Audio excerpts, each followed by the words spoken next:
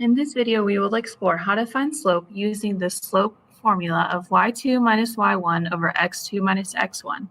The first example is just a review from what we've previously learned. Finding slope using 2 points in a graph, you can simply choose rise over run. So for this graph, I will have to rise down 2, so that's -2, and then I will have to run 1, 2, 3, 4. So my slope for this first graph is -2 over 4.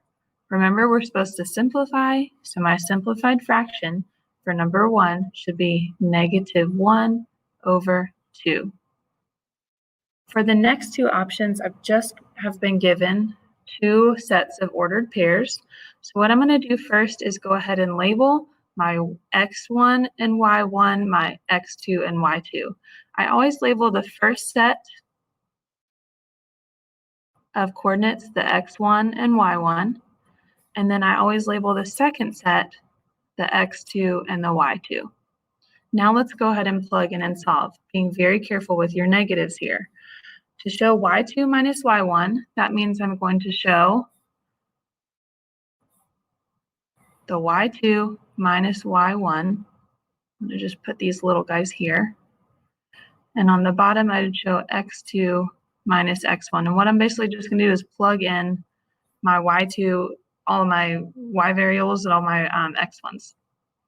So my y2 minus y1 is going to be 20 minus -3. A lot of people make this mistake right here and don't include the -3. They simply put 20 minus 3, and that's going to give you a completely different answer.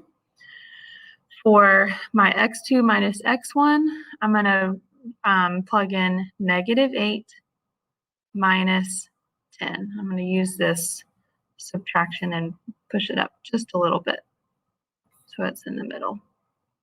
Okay, and now I'm ready to subtract. You can use a calculator or you can use your understanding of subtraction. Whenever you're subtracting, you need to add the opposite. So 20 minus 3 is actually equal to 20 plus 3.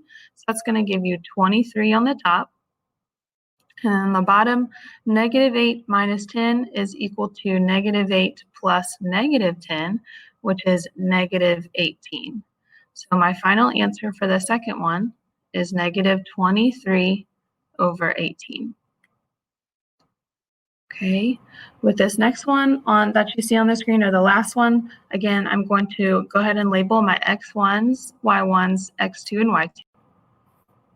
Once I have those labeled, then I'm ready to plug it in to my slope formula problem. Again, being very cautious with how I'm plugging it in.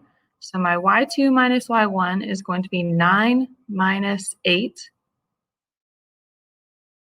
My x2 minus x1 is going to be -17 minus 15. Now I'm ready to go ahead and solve.